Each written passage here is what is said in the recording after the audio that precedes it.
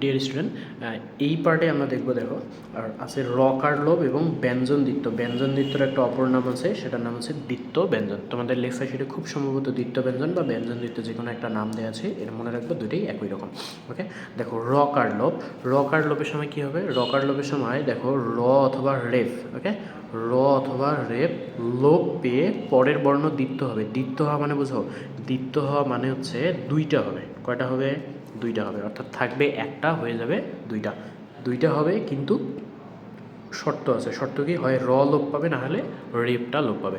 দেখো শব্দ দেওয়া আছে তর্ক, এই দেখো রেফ চিহ্ন আছে না? এই দেখো এই রেফটা লোপ পাবে, কিন্তু যার সঙ্গে রেফটা যুক্ত আছে অর্থাৎ সেইটা হয়ে যাবে দ্বিত্ব। এই দেখো একটা ক ছিল, এখানে হয়ে গেছে দুইটা ক। এই দুইটা হওয়ার নামই হচ্ছে দ্বিত্ব। অর্থাৎ র অথবা রেফ দুইটার যে কোনো একটা থাকবে, সেটা কী হবে? লোপ পাবে।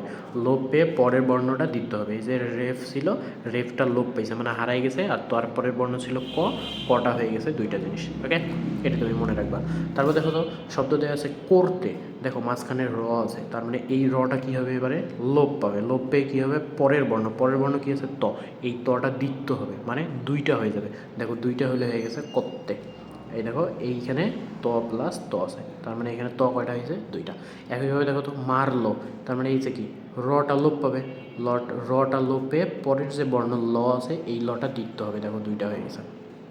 একইভাবে দেখো করলাম, এই যে রটা এখানে লোপ পাবে, লোপ পেয়ে রয়ের পরের বর্ণ কী আছে? ল আছে, এই লটা দ্বিত্ব হবে। দেখো দুইটা হয়ে গেছে।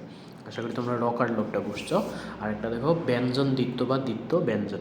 দ্বিত্ব ব্যঞ্জনের সময় কী বলা আছে? দেখো অর্থকে জোরালো করতে, অর্থাৎ কোনো একটা শব্দের অর্থকে যদি আমরা খুব অধিকার দিয়ে বা জোর দিয়ে বলতে চাই, তখন আমাদের ওই ব্যঞ্জনটাকে দ্বিত্ব করতে হয়।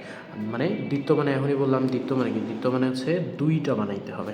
দেখো আছে সকাল, আরেকটা আছে সকাল। তার মানে তোমাকে বললাম তুমি সকালে আসো, আর একবার বললাম তুমি খুব সকালে আসো। দেখো সকালে বলাতে কি যে এই শব্দটাতে বা এই শব্দের অর্থটাকে খুব জোরালোভাবে বলা আছে না, তোমাকে একদম সকাল সকাল আসতে হবে, এটাই হচ্ছে সকাল।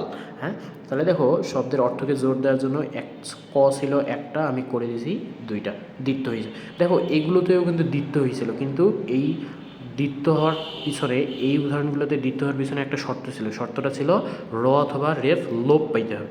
যদি র অথবা রেফ লোপ পেয়ে দ্বিত্ব হয়, তাহলে তার নাম হচ্ছে রকার লোপ। আর দেখো এই উদাহরণগুলোতে কোনো কিছুই লোপ পাবে না। লোপ না পেয়ে যদি দ্বিত্ব হয়, তাহলে তার নাম হচ্ছে ব্যঞ্জন দ্বিত্ব।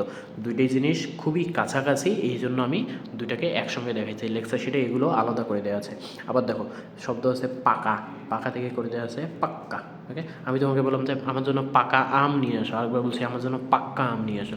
তার মানে কি? পাক্কা শব্দটার অর্থে জোর দেওয়া হচ্ছে, এবং দেখো এখানে কোনো কিছু লোপ পাচ্ছে না, লোপ না পেয়ে দ্বিত্ব হচ্ছে। আবার বললাম যে আমার জন্য আমাকে হচ্ছে যে এত টাকা দাও, আরেকবার বললাম আমাকে এত টাকা দাও। তার মানে কি? এই শব্দটাতে আমি জোর বেশি দিয়েছি, এবং দেখো এখানে একটা ত ছিল, আর এখানে কয়টা ত হয়েছে? দুইটা ত হয়েছে। ওকে, এবং কোনো কিছু লোপ পায়নি। একবার বললাম যে ছোটো, আরেকবার বলা আছে ছোট্ট। তার মানে দেখো এই শব্দটাতে বেশি অর্থের জোর পড়তেছে, তার মানে এখানে বর্ণ আছে দুইটা। আশা করি তোমরা বিষয়টা বুঝতে পারছো যে রকার লোভ এবং ব্যঞ্জন দ্বিত্ব খুব পাশাপাশি, এবং অন্তর্হতি হকার লোভ দুইটাও পাশাপাশি ছিল। আমি যেগুলো পাশাপাশি যাই এবং যেগুলো একদম গুরুত্বপূর্ণ জিনিস, সেগুলোকে একসঙ্গে তোমাদের করে দিয়ে বোঝানোর চেষ্টা করতেছি বারবার। রকার লোপ মানে কী হবে? রকার লোপের শর্ত একটাই, র এবং রেফ লোপ পেয়ে দ্বিত্ব হবে। আর ব্যঞ্জন দ্বিত্ব বা শুধু দ্বিত্ব ব্যঞ্জনে কী হবে? কোনো কিছু লোপ পাবে না, ডিরেক্ট দ্বিত্ব হয়ে যাবে। ওকে, আশা করি বুঝতে পারছো।